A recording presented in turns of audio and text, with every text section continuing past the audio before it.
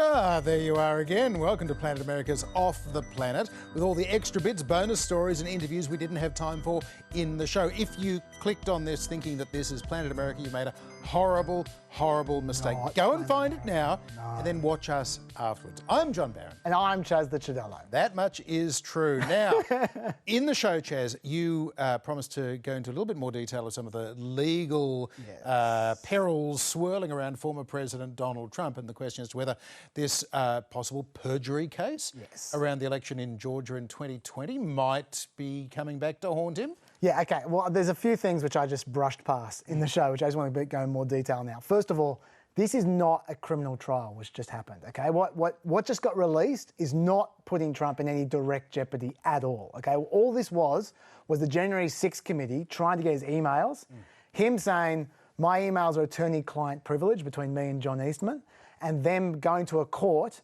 to let them decide. And the court said, yeah, most of these emails are attorney-client privilege, you can't look at them.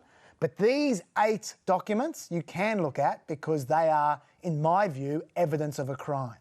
And these are the ones now subject to the subpoena. That's right, that's right. And so now these are being released to the January 6th committee and whoever wants them, any kind of law enforcement body that wants to use them. So they may become more relevant over time. But right now, what the judge decided then is of no relevance to any current existing cause. It's about something in the future. Yeah. That's the first thing. Yeah. The second thing is that the judge said there was more that was kind of borderline. So there may be, the January 6th committee may appeal that and may get more in the future. But what we need to ask is, we haven't seen these emails, we just heard they exist. So we need to first of all see what's actually written rather than just leaked out quotes. Yep. We also need to see if Eastman, we need to see if there's actual evidence that Eastman actually told Trump about this stuff. Because in the emails, he said Trump has been made aware of this information. Can he prove that Trump has been made aware of this information? Because Trump may just say... Given that we know that Trump doesn't use email himself, his staff members typically print out emails and hand them to him. Yeah. And he typically doesn't read things that are handed to him on bits of paper, including the Presidential Daily Brief. Yeah. So he's possibly got several alibis there. You can't prove I ever saw this thing. And he also can argue that he didn't believe the information when he was told it as well. Now, he might not get away with that, but that's something he can try to argue. The other thing is, this is for the January 6th committee, right? The January 6th committee is about to get wound up, assuming that Republicans lose the House. They're going to wind up Democrats lose the House. Sorry, yes, the Democrats lose the House. So the Republicans will immediately wind up the January 6th committee if that happens. So they can't pursue any cases. No, they will. so any potential criminal case from the January 6th committee is going to not happen. Although a referral to the Department of Justice still stays with the Department of Justice even if the committee is wound up, so there could be a criminal contempt prosecution, hypothetically. Hypothetically, which Trump will then stonewall as much as possible in the hope that Joe Biden loses the presidential election and then he'll get away with it. And pardon himself. Yeah. Or get Ron DeSantis to pardon him. Totally. But having said that, there is some good news for the Democrats, which is there's also a proceeding going on in Georgia at the moment, investigating what happened in Georgia. This is about Georgia. So these emails can be used by the Georgia investigation, which is a state investigation, which means no federal Republican can wind that up. You might go, well, the state Republicans will wind that up. It just so happens the Georgia state Republicans seem to be a very rare breed of Republican, and they're not taking orders from Trump. And Brian Kemp is about to win re-election, it seems like. Yep. So they've got 6 years or at least 4 years to prosecute this at their leisure, should they want to. So it may be relevant in that respect. But I think that's the only way this becomes legally relevant. Yeah. Do you have anything to add on the Trump stuff? Just that as we're attuned, and rightly so, to getting legal commentary on how serious these cases are, where they could lead, and so on. One, I think, underappreciated measure of the threat to Donald Trump, where if he is found guilty of in a criminal prosecution, even if it's only a $100,000 fine or whatever it might be, or something involving a very short sentence like a Steve Bannon few nights in jail kind of a thing, it does disqualify him from running for president and being president again. And on that, the fact that we have very, very clear signs that even though Trump keeps talking about running for president again, hasn't confirmed it, but is laying all those breadcrumbs. But so is Ron DeSantis in Florida. This week, Mike Pompeo, former Secretary of State, former member of Congress, also basically, he's out flogging a book, but he basically said, I'll be making an announcement soon. And a very, very strong indication that he's running. And that matters because both Ron DeSantis and Mike Pompeo would be in Donald Trump's lane. That would be there will be a Trump lane in the primary. We don't know whether there'll be anyone else in other lanes. There'll be an anti-Trump lane, which will be there'll be a Mike Pence lane, which is just him. Mike Pence, yes, yeah. It's the if you like Trump's policies but didn't like Trump's style, vote for me, Mike Pence. Yeah. So he'll try and claim some credit for Trump without the baggage. And then there's the Larry Hogan, former governor of Maryland, or outgoing governor of Maryland, Liz Cheney, we always hated Donald Trump, restore the Republican establishment lane. So given that there are a number of people who really would have a struggle running against Trump, it's not the point of them running, like Liz Cheney wants to run against Trump. Pompeo does not, DeSantis does not necessarily. So that to me suggests that they're wanting to keep their options open. The other thing to be looking at, of course, at the moment is just we'll save it for later when we talk about Joe Biden's 2024. But there are a few little interesting signs there about what other Democrats are thinking when it comes to, is Joe Biden going to run again? That's a good tease. I'll just add one more thing about the Trump thing, which is that the judge then also, when he said that there was evidence of criminal activity there, he was using a more likely than not standard. In a criminal trial, you have to be beyond reasonable doubt, which is a much higher standard. Yeah. So what the judge just said does not necessarily mean that they could win a criminal trial based on that as well. Yeah. I just want to also know a couple of things about the Bannon legals as well, which is Steve Bannon going to jail for 4 months. He's going to appeal it. Yeah. Is he going to wear 4 prison jumpsuits, one over on top of each other? I'd like to. If anyone will, it will be him. Since this is definitely going to be appealed, I want to talk about some of the issues that are going to come up in that appeal, because once again, we brushed right past it. Sure. First of all, we brushed past why the January 6th committee wants his testimony so much. If you recall, Steve Bannon basically said exactly what was going to happen. On his radio show? Yeah, on his radio show before the election. That's why. And they want to ask him, what information did you have that led you to think that? Because it was eerie how close Steve Bannon was to what exactly panned out in terms of Trump's strategy after the election. And he said, this is what we're going to do. Yeah, in many ways even more specific than what Roger Stone was talking about in much the videos presented to the committee. Yeah, totally. So there's a good reason why they want to get this testimony. Okay, that's the first thing.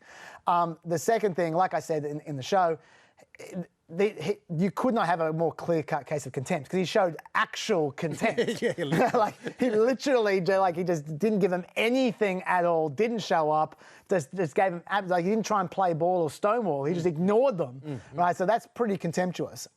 His defence was that he was following his lawyer's orders. Not a very good lawyer if his lawyer was telling him to do that. Do you think that stands up at all as a defence? Well, Steve Bannon wouldn't be the first convicted criminal to say, gee, I had a bad lawyer. It strikes me as a reason to sue your lawyer rather than a reason to be not guilty when you commit a crime. But anyway, that's his defence. The executive privilege argument that he made as well did not go to a jury. That is going to be examined in the appeal. Well, the reason I say it didn't go to the jury is because the judge just threw it out. Yeah. The judge just said, nah, this is just garbage. Yeah. But when he appeals, the next level of judge is going to have to adjudicate that, and they may be more amenable to the executive privilege argument, even though I think it's a ridiculous one. But that is a live argument, because the judge just didn't even let the jury hear it. Yeah. So we just need to bear that in mind. The other thing which just got brushed past is he offered to testify after he was charged. Trump waived the privilege then, and then he said, okay, well, he's waived the privilege, I'll testify. But they went through with it anyway after he was charged, which was an interesting precedent because you know there's going to be payback. You just know, like a lot changed here, because what people don't realise at home, I think, is that normally with contempt, when you refuse to play ball, they take you to court to enforce a subpoena. They didn't do that this time. They didn't even try to enforce a subpoena. They just said, are you going to testify? He said, no. He said, right, contempt. And they went straight to a contempt trial, straight away. They skipped that part of the process. And now it's because presumably he was so blatant. Like, they didn't do that with Mark Meadows or with other people who kind of were reasonable. But still, that's the new precedent now. And if you think to yourself, yeah, good, he should be contemptuous, just think about, say, the Benghazi hearings. Like there are going to be show trials coming up in the next few years, I expect. And there'll be some Democrats facing contempt charges as well. Yeah. Based on this precedent. What do you think? Well, certainly if Republicans have the majority in the House, particularly if they don't have the majority in the Senate, what are they going to do? They're not going to do a lot of legislating, and they've still got a Democratic president who's going to veto anything that they pass. It's not going to get through unless it's very, very bipartisan. So House Republicans, what are they going to do for the next 2 years? Committee, investigations, a lot about Hunter Biden, and making, potentially borderline unreasonable subpoenas just to dare people not to turn up. So do you think the Democrats should have taken him to court first before going straight for contempt?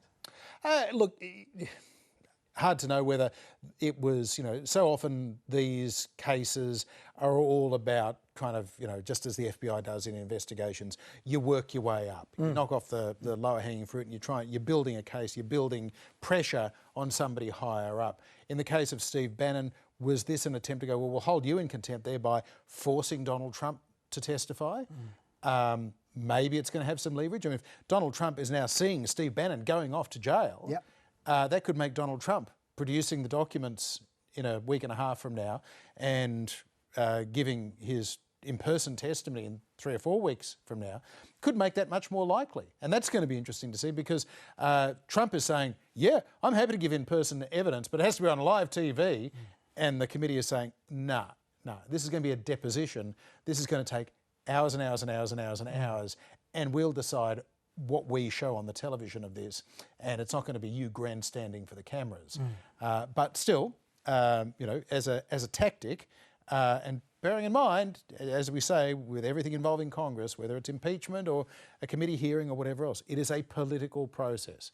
There are legal consequences for not answering questions under oath or not appearing when you're told to appear, but that's that blurry area. And so, personally, I would have much rather seen a fuller legal process because it was largely motivated by politics, whether there was a legal point there or not. Yeah. We'll see how much of a precedent this is because Navarro is facing a contempt trial in another couple of weeks.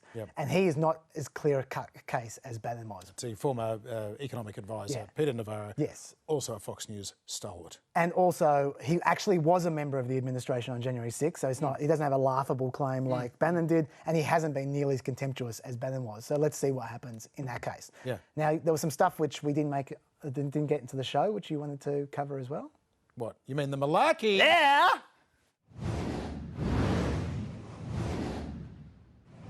That's a bunch of malarkey. This week, award-winning foreign correspondent Lara Logan was fired from the right-wing Newsmax TV network for this QAnon-inspired rant about a plot to replace Americans with illegal immigrants being orchestrated by Satan, the United Nations and a cabal at the World Economic Forum.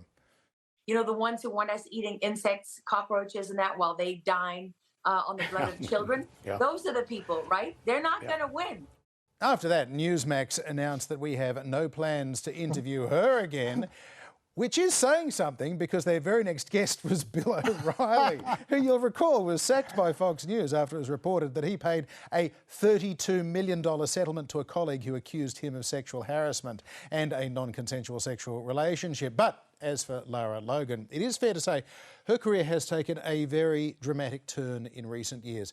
South African-born journalist, she made her name on CBS America's 60 Minutes program as an intrepid war reporter, sharing a News Emmy for her work in 2008. The suffering on all sides is really a terrible thing to see. Thank you very much. In 2011, Lara Logan was in Cairo's Tahrir Square covering the Arab Spring uprising when she suddenly became the story.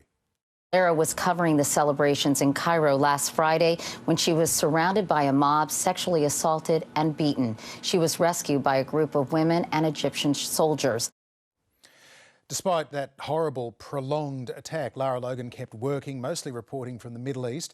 although some of her reporting of the 2012 Benghazi consulate attack in Libya was ultimately retracted for inaccuracies, 4 years later she was repeatedly hospitalised. A lot of news reports at the time. A friend said that she had been suffering in every way, shape or form. She's also since talked about surviving a bout of cancer at that time. And in 2019, Variety, the show business journal, reported that after 17 years at CBS, Lara Logan was no longer with the network.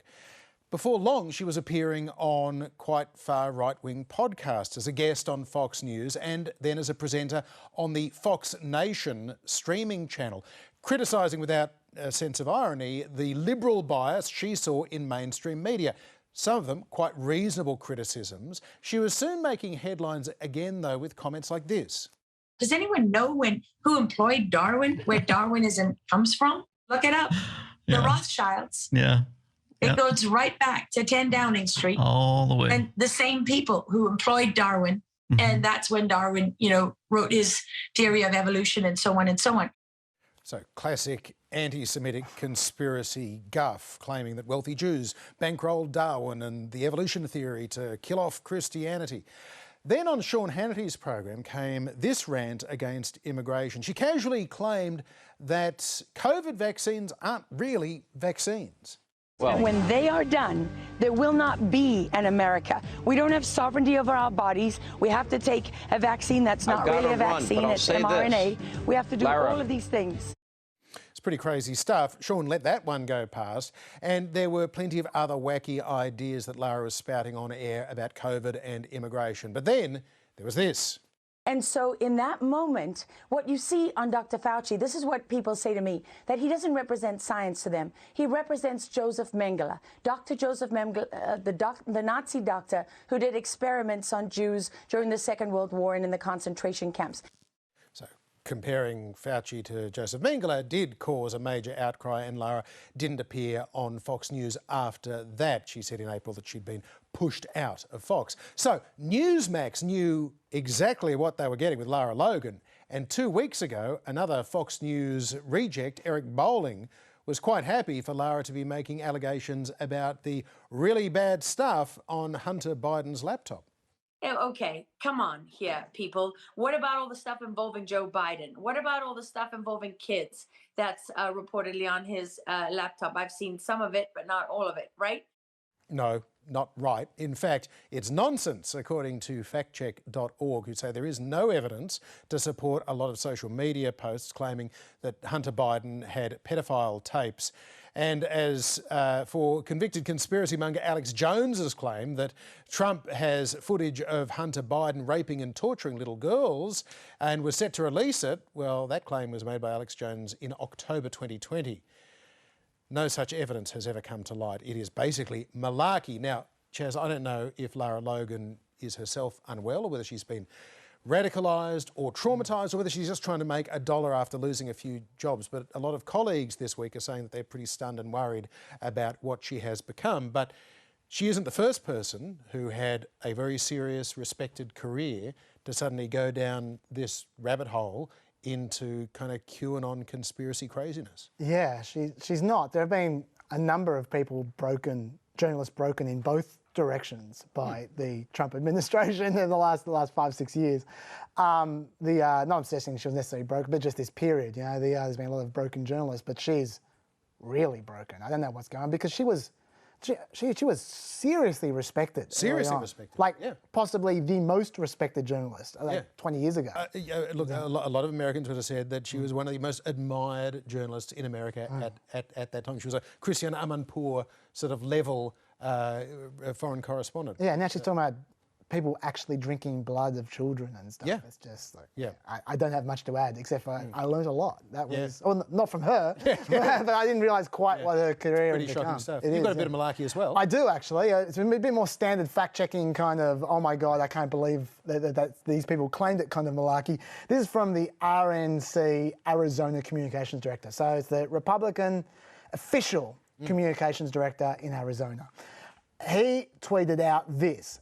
NBC, I asked Senator Mark Kelly about his decision not to campaign with Katie Hobbs. Mark Kelly, hey, we each make our own decisions about how to run our campaign. I have a campaign that's built to win, ...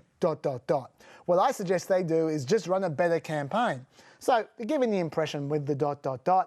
that Mark Kelly... He's inferring Katie Hobbs is not. Yeah, that Katie Hobbs is running a terrible campaign. She needs to run a better campaign. It's infighting amongst Democrats divided, etc. Okay. Underneath, he had a video which showed, even the video he included showed that he was taken out of context. But if you look at the actual full clip, it's even worse. This is really, really bad stuff and misleading stuff. So I'm going to play you the clip, the full clip. It goes for about a minute and a half, so you can see what I'm talking about. Just bear in mind the context, what he's claiming this is. Hey, we each make our own decisions about how to run our campaign. I have a campaign that's built to win. What I suggest they do is just run a better campaign. This is the actual clip. The question for you is, why not campaign with Katie Hobbs? Well, I was marched in the Navajo parade recently with Katie Hobbs. So our paths cross on the campaign trail. We're out there. We're working together through Mission for Arizona, getting people out, knocking on doors. The conspiracy that you're talking about are lies. And whether it comes from Kari Lake or my opponent, is there Blake more Masters, that you could do? Because the Republicans are campaigning. Just last night, Blake Masters was there with Kari Lake. We each make our own decisions about how to run our campaign. I have a campaign that's built to win. Katie Hobbs is a much superior choice to be our next governor over Kari Lake, who is peddling in a conspiracy. Our election in 2020 was certified by both Democrats and Republicans. Our Republican governor, says we do elections well in Arizona. And Doug Ducey is right about this. We do them well. They've been certified. That last election was audited. You know what my opponent now says? He's questioning an election that's 20 days away already. Last time he didn't like that his guy lost. Now he's worried about, this election already. This is dangerous to our democracy. Both Kari Lake is doing it. Blake Masters is doing it. What I suggest they do is just run a better campaign. And then accept the results. I will accept the results the day after the election. When the votes are counted, I will accept the results. Neither one of them, they're already talking about the next conspiracy. Okay, so he's clearly saying that the Republicans should run the better campaign in a completely different context.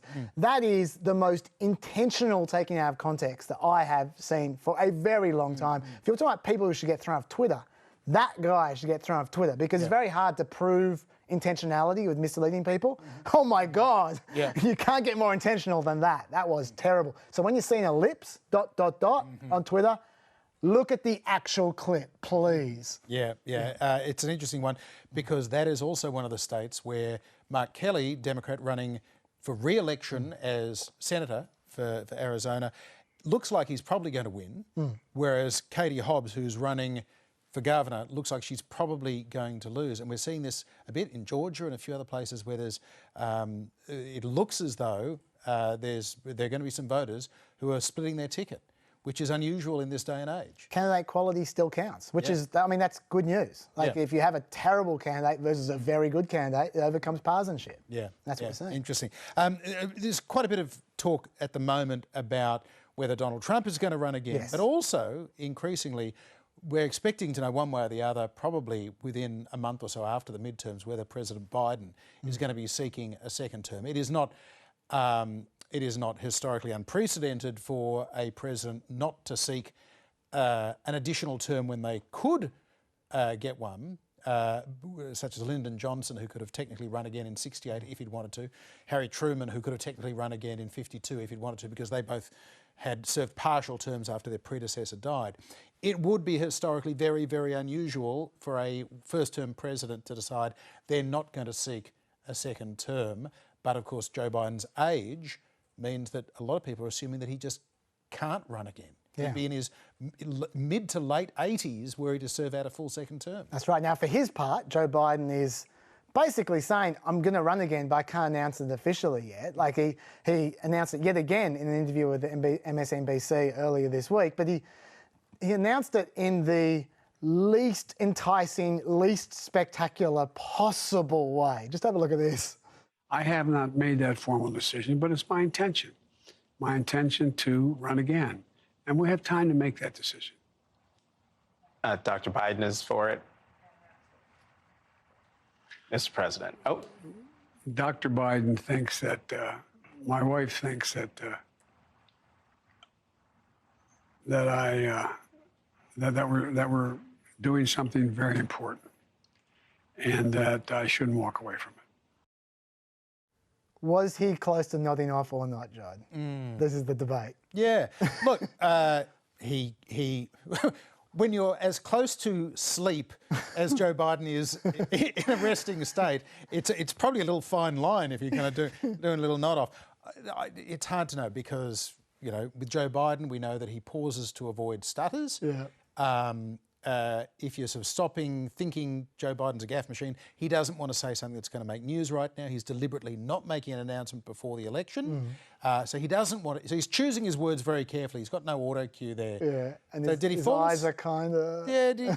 I mean, look, is this what he says when he's thinking? Or I don't know. But the point is, when you're as old as Joe Biden, when you've just about to turn 79, everything is viewed through the prism of his advanced age. Whether it is word-finding problems, whether it's where's Jackie, you know, whether it's that pause. It was definitely an awkward moment. He's not doing any favours for himself. Yeah, no, he's not. Look, I must say. Do you think he was genuinely? Do you think that Joe Biden, you know, was actually falling asleep in the middle of an interview? Yes, I do. I actually think he was. And having said that, I say that with personal experience that I have done that in the middle of an interview.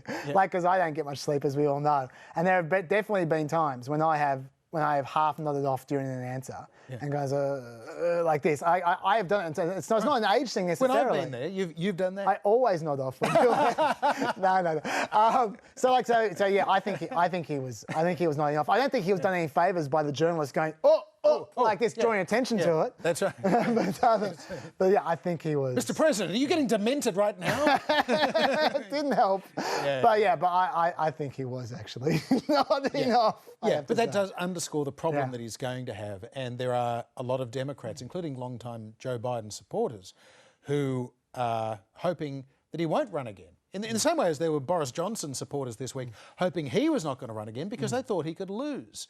There, you know, so with Joe Biden as well, there's this. Well, look, you could go down in history as somewhere between Gerald Ford and Lyndon Johnson, somebody who steadied the ship and passed a bunch of legislation and restored a bit of integrity to the office, or you could be just another old dude who didn't know when to quit.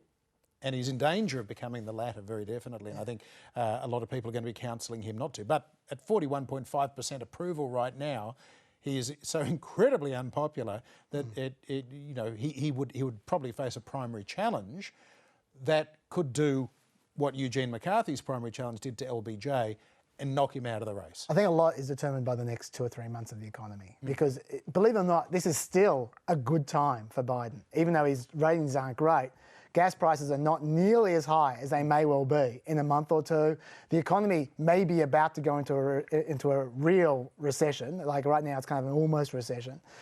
It can get worse. And remember back in June, or May, June, like there was both the metaphorical and the physical stink of death about Joe Biden. And we may well be there again in another 2 or 3 months. If we are, then it's going to be very hard for him to resist resigning. But as Biden said repeatedly through the primaries and the general election of 2020, don't compare me to the almighty, compare me to the alternative. Yeah.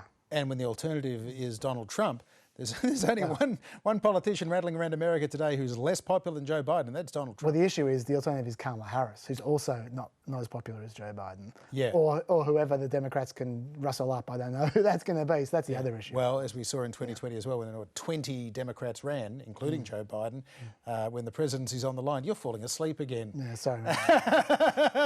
No, I'm not. No. You got a bit of immigration news. Yes. Just a few quick things. First of all, the final numbers for the year came out. It was 2.4 million encounters for 2022 on the southern border. Define encounter for us again. Encounter is on the southern border an asylum seeker or an unofficial migrant coming across a border patrol officer. Right. So that doesn't mean they're let in. A lot of them are bounced right back. But that is the number who come into contact with and try to cross the border. Right, so they could be going to a border post, but they haven't got a valid visa to go to the United States, so they get told, go home. That's right. That's right. Or they might be caught in between border posts trying to sneak in. Or they whatever. could be waist deep in the Rio Grande with a bunch of people smugglers. Yes, exactly. So there's 2.4 million in total, Yep. but then there's 600,000 who they think have gotten through without being intercepted as well. So it's about 3 million for the year. Just bear in mind that 2.4 million is more than 4 times 2019, which was when Trump had his surge. Remember, Trump had his own surge, which we were all going on about at the time. So that's a pretty big surge. It's smashing all the records. There were 98 arrests in last year of people who were on the terror watch list trying to get in. And there were, this is a number you don't hear often, 856 people dying trying to get in last year alone. So they're the numbers there. There is a potential solution. This is the first time I've heard something where I think, actually, this is really positive news under the Biden administration with the border, which is they've done a deal with Mexico. If you recall, Title 42, because of COVID, allowed them to bounce people even if they're legitimate asylum seekers, just go, what, you're just not allowed in. Yeah. But you Mexico, might have the virus. Yeah, but Mexico would only take people from Mexico, Guatemala, El Salvador, and Honduras. They wouldn't take anyone else. And so those people are getting bounced, but everyone else is coming in. And Venezuela, Nicaragua, and Cuba had huge numbers of people coming in. They just did a deal, the administration, with Mexico to accept Venezuelans as well, but as long as they accepted one coming in for asylum seeking for every one person that was bounced from Venezuela going to Mexico. That was the deal with Mexico, okay? And their theory was they're going to stop coming to the border because they were not going to accept anyone on the border. They said, this is kind of like the way Australia does it. If you apply through the consulate, we'll fly you in, but you're not getting to Australia, you're not getting to America if you're from Venezuela, if you try and get through the border. Like so we'll process you properly if you go through the consulate process, the official process, and get a sponsor. Already, that happened a week ago, already the numbers in Venezuela have dropped right off. So that may be an effective strategy, and they might be able to employ that with the other ones as well. So maybe in 6 months, we might look back on this and go, okay, they've actually gotten a hold of this. Until now, they've even gotten close. But that's where we're at with that kind of stuff. So there's at least some hope in the horizon there. And the other thing I'd say is that there's a bit of, it's kind of a funny little aside from the Martha's Vineyard stunt. They're sending the migrants to Martha's Vineyard that Ron DeSantis did in Florida. They shipped them over. And if you recall at the time, the conservative press was making a big deal out of going, they didn't welcome them with open arms. They just went straight to a military base as if they're supposed to just pull them into their house or something. They say they're in favour of migrants. Why aren't they welcoming them? And they said they weren't being welcoming enough. Okay, well, this week, New York opened up a tent city to welcome the migrants, right? And it's like, it has 500 beds, and there are like 4 TVs. Like literally, there are 4 TVs and 4 Xboxes, and it became all about, they've all got TVs and Xboxes. You're like, oh my God, it's like 5-star accommodation. Obviously, that's not what costs the money. What costs the money is the 24-hour security and the 24-hour staffing of the service. Like, how many times have you heard terrible conditions cost more than a 5-star hotel because of the staffing, right? Anyway, so in that context, where we have heard before about how the blue states aren't being welcome enough to they're hypocrites because they're not welcoming enough to the migrants that they say they welcome. Now that they've opened this tent city, which is actually reasonable accommodation for the migrants, temporary accommodation, and while they get processed, this is the angle that Fox News ran with, Jesse Waters ran with. They started interviewing homeless people and saying, what do you think of these conditions? The migrants are getting fresh, hot popcorn every night, and you have to find it on the street. How do you feel about that? It pisses me off. Look at that. Aren't they privileged? Do you have blankets every night? No, I have a sleeping bag. I don't. Do you have a bed to sleep in at night? No. The migrants do. They have pillows and they have blankets. What do you have? Nothing but my coat. How do you feel that the migrants are being treated better than you and you're an American? I should be treated better. And that's the only time you're going to see homeless people interviewed on Fox News for the next 10 years. Yeah. Talk about bad faith. That is absolutely, I mean, I won't go so far as to say a new low in Fox News journalism, but that is appalling, exploitative, disingenuous, fundamentally unethical, but what am I saying? It's Fox News. All right, now, Liz Truss. Oh, yes. 44 days as Prime Minister, ousted this week. You were telling me off air that you think that the United States can learn something from Great Britain, who have now had their, fifth Prime Minister in 6 years. That's right. This is us taking an off-air argument on air because it's good stuff. We'll see about that. My argument is this, get ready to knock it down. Yeah. My argument is that while it seems like a farce, the 44-day Prime Ministership, and it is a farce, what it represents is a responsive system. That when someone completely screws up, that if you have the ability to remove the Prime Minister when they completely screw up rather than just keeping them there for the next 3 years as a lame duck or whatever, and you have so little partisanship that your own side will get rid of you, which would never happen in America in a million years. Like in England, her approval rating was 11%. In America, it does not drop below 35%, even if you shoot someone in the head, because your side are going to support you no matter what. Then you get actual accountability. And the fact that the press are willing to call people out as well, like and stomp on their heads when they deserve it, I think that is... I don't like having a revolving door, but I think it's much, much, much better. It's a great example to America. It's better to have a revolving door and have accountability than have no accountability whatsoever, which is, I think, the situation America has with this calcified partisan system. What do you think?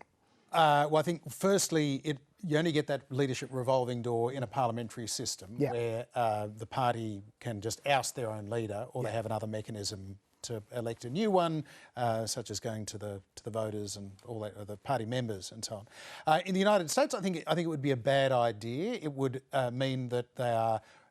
It's not a matter of being responsive to the voters; they're responsive to transitory opinion polls. So, for instance, President Gerald Ford was sworn in August of 1974, replacing Richard Nixon. He had 65% approval ratings as he became the President of the United States.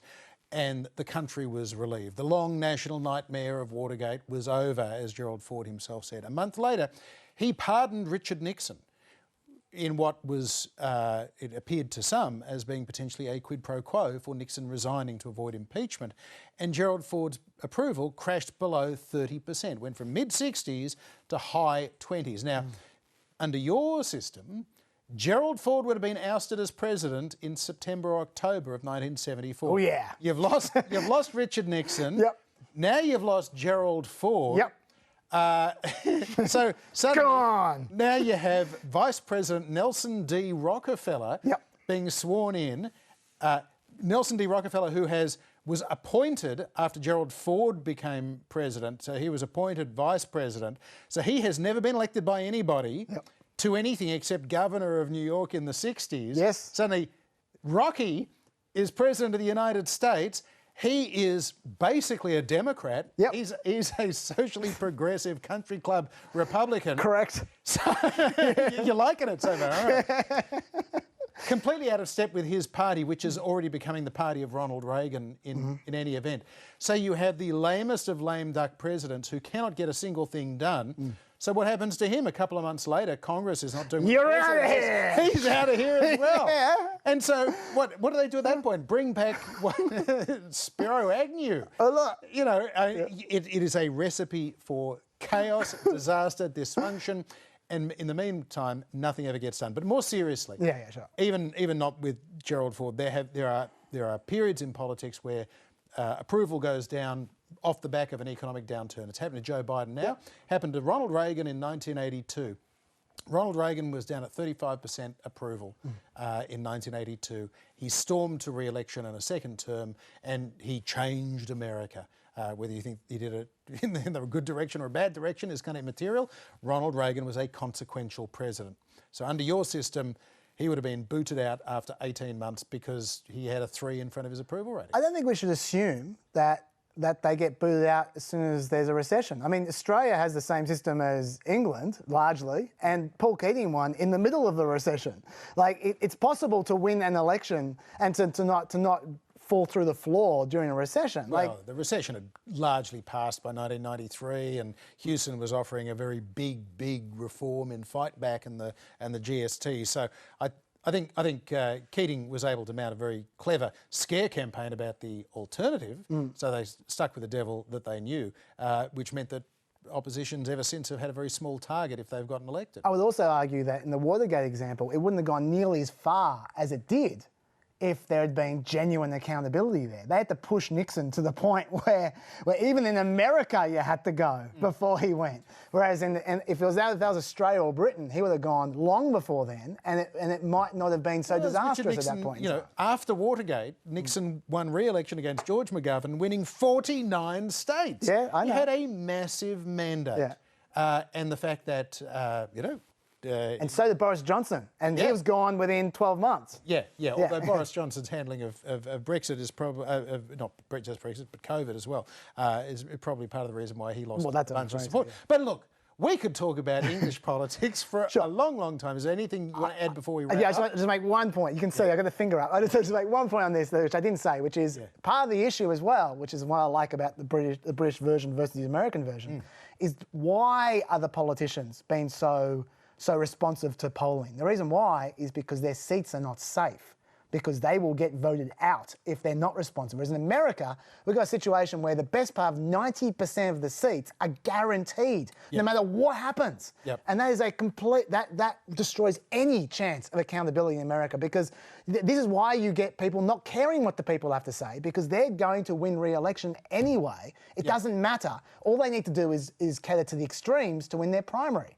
And just they ignore the mass community as a result. And so to me, it's just, look, there's no perfect system. No. But I just think the negatives of the English system are bad, but they're not as bad as the negatives of the American system. The fact that you can have a landslide in the British House of Commons that can sweep a party from office for 3 terms, that is a significant disincentive, I grant you. The only other thing I'd add to that is I think the kind of leaders you're talking about, like Liz Truss, who get swept out by their own party, as soon as their approval falls, it's because they were only there in the first instance because of the support they had, not in the Parliament, but in the wider community. Case in point, Kevin Rudd didn't have a factional support base in the Labor Party. He was very popular for a time until he wasn't, and as soon as his popular support faded in 2010, early 2010, then suddenly he had no support in Parliament. He was gone, and I think Liz Truss falls very much into that kind of category. You need to have both if you're going to weather the storm of low approval ratings and a tough economic environment, which makes the incumbent government unpopular. Good debate. Let's continue it after the extra as well. Can't be on the podcast. We can talk about it there. 2 more hours. Now, before we go, we did have a great chat with John Ralston, our go-to guy on Nevada state politics. And there was plenty that we didn't have time to get into the show. Time is not an option here on Off the Planet. So here is more of John Ralston. Now, John, you've seen a lot of these candidates up close. Some of those Nevada Republicans have terrible reputations when it comes to being dubious about elections. So, given you've seen them, are they as extreme as they've been painted out to be by the national media, or is that a bit overblown? Well, we have a lot of election deniers on the ballot. It's very disturbing, especially at the top of the ticket with Adam Laxalt, who was the Republican candidate for the U.S. Senate, who was the face of the big lie in Nevada, working on behalf of the Trump campaign. And he has even said that he will sue this time around to make the election closer, as he put it. And up and down the statewide ticket, we have one of the biggest election deniers in the country running for Secretary of State. He is a pure conspiracy theorist, QAnon adherent, goes to the Mike Lindell conventions of election denialism. And so we have a lot of that going on. And what's most frightening about that is that all of them could win. Now, the national average gas price at the moment is $3.83 a gallon. In Nevada, it's $5.14 a gallon. Why is that, and just how important is that to the state of the race? Well, the answer on why it is that way is beyond my knowledge. I am not an economist. I am a person who analyzes politics. There's various theories that have been propagated, but it doesn't matter. In terms of the election, people are upset about it. And as you mentioned, we have been in the top 2 or 3 or 4 states for gas prices for quite some time. That is a big issue for people, combined with inflation and their economic lot in life. And that is driving a lot of people against Democrats in general. And as tribalism has become a more important feature of American politics, you are going to see a lot of people just voting based on what the letter is after a candidate's name. The Republican Senate candidate Adam Laxalt is interesting, John, in that he, on the one hand, was a very sort of pro-Trump election denier in 2022 as Nevada's Attorney General, but he also comes from Republican royalty in the state, very famous grandfather there, former governor and senator. Does he provide the potential of a bridge between the Trump wing and the establishment wing of the Republican Party? Well, I mean, first of all, let's say that he does have a decent shot to win. He is from Nevada political royalty. His grandfather was Paul Laxalt, who was a governor and a U.S. senator, was best known as Ronald Reagan's close friend and liaison in the U.S. Senate. But I knew Paul Laxalt. Adam Laxalt is no Paul Laxalt. He is not a bridge builder, he is a bridge burner. And many Republicans in the establishment here do not like Adam Laxalt. National Republicans like him because he has had access to fundraising through his connections to Paul Laxalt and Paul Laxalt's friends, and because he was an attorney general, and because he is one of those rare candidates who is both beloved by Donald Trump and perhaps more beloved out of convenience by Mitch McConnell, the Republican leader of the U.S. Senate. But he is not a well-regarded figure here among Republicans, that is establishment Republicans. A lot of Republicans here hold him responsible for the Democrats having complete control of the Capitol here, Carson City, because he ran for governor and completely botched that race. And John, some poll watchers have noted that whereas Democrats tend to be a little oversampled in a lot of polling around the United States, so they don't do as well on election day as the poll suggested they might do. There in Nevada, it's often been the reverse in recent times, that the Democrats seem to have extra voters that come out on election day that didn't show up in the polls. Do you agree with that assessment? Well, you're right about that. Polling here is not that great, hasn't been for many cycles. There's very few pollsters who understand Nevada well enough to get an accurate sample of the electorate. And of course, any poll is only as good as its accuracy and modeling exactly or close to exactly what the turnout will look like. This year, that's more difficult to do than ever because the dynamic of the state has changed, because there has been a veritable explosion of nonpartisan voters, mostly driven by a recently passed law that allows people, well, it doesn't allow people are automatically registered at the Department of Motor Vehicles. If you don't choose a party, you are defaulted to nonpartisan. So nonpartisans are now the plurality in this state, about 680,000 voters out of 1.8 million. And it's very difficult to know who these people are, how many of them actually wanted to be registered, and how many are actually going to vote. And so I think polling here is more difficult than ever, although almost every poll has shown the top 2 races for Senate and governor within the margin of error for months.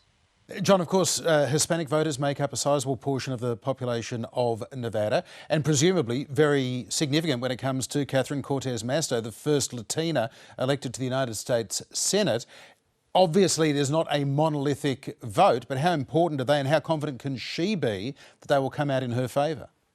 Yeah, well, as you know, and that's the right comment to make, I mean, no demographic group is monolithic, but the Hispanic vote has been reliably Democratic here in Nevada for many cycles, with President Obama winning the state twice and getting a huge amount of the Hispanic vote. The same was true of Hillary Clinton when she ran and won Nevada. And to a lesser extent, although still robustly, Joe Biden won the Hispanic vote. There is a lot of chatter in Nevada and across this country, as you know, that the Democrats can't count on the Hispanic vote. The Republicans here clearly see an opportunity. Outside groups have spent a small fortune in the low seven figures, at least, on Spanish language media, which has never happened before. And so if you talk about a canary in the coal mine, the first Latina ever elected to the U.S. Senate, if she can't win the Hispanic vote in a big landslide, she's in big trouble in this race. John, we've seen around the world a lot of incumbents experiencing some kind of post-COVID backlash against them. Is that a factor in Governor Steve Sisselak's re-election hopes now? It's focused on it to some extent. I wouldn't say that it's been the only issue, and maybe not even the top issue, but it has come up. His opponent, Joe Lombardo, the sheriff of Clark County, has said he wouldn't have kept schools closed as long, businesses closed as long. It's easy, of course, to do 20/20 hindsight when a pandemic hits that no governor could have anticipated. And I think that Sisolak gets some credit for what he did early on. And the polling, to some extent, shows that he hasn't been badly hurt as other governors have been. But as a driver for the Republican base, the closure of businesses, the disappearance of small businesses that existed before the pandemic and don't now, is an issue in that race. That surge of independents that you mentioned before, is that affecting the way people are campaigning? Are they reaching out more than usual rather than just trying to drive their base out, or is it just business as usual? I think it's to some extent business as usual because, as I said earlier, it's very difficult to figure out who these people are. Now, one pollster once said to me, and of course he's right, there's no such thing as an independent. There are only Republicans and Democrats in disguise, and for some reason they have not wanted to be registered with either party. But Democrats and Republicans believe that they have to get their bases to the polls, and so they have been trying to drive their bases to the polls. You had Donald Trump come and appear in deep red rural Nevada to try to gin up Republican turnout. You have Barack Obama, the single most popular Democrat in the country, coming in about a week's time to try to drive base turnout for the Democrats. Both parties think that the independents will break for them. We're going to find out. Finally, with so much uncertainty in the race, John, what's the black swan event that you think campaigns would be most scared of occurring in the last few weeks? Well, I mean, the so-called October surprise or early November surprise always looms out there. But I don't want to jinx them or myself or my state by predicting some terrible catastrophe. I think pretty much everything is baked in right now. You can never tell what might happen overseas. You can never tell what might happen domestically that might drive voters one way or another. But there will be something surprising that happens, whether it's a substantial or significant event or a marginal one remains to be seen. John Ralston from the Nevada Independent, thank you so much for joining us on Planet America. Thanks, I enjoyed it. And that's it for Off the Planet for this week, Chaz. Good chat. We'll see you next time. You want more? Pet podcast. Oh, yeah. Yeah, Pet with Chaz and Dr. Dave. 2 hours more. Oh, my God. See you next time. Bye. Bye-bye.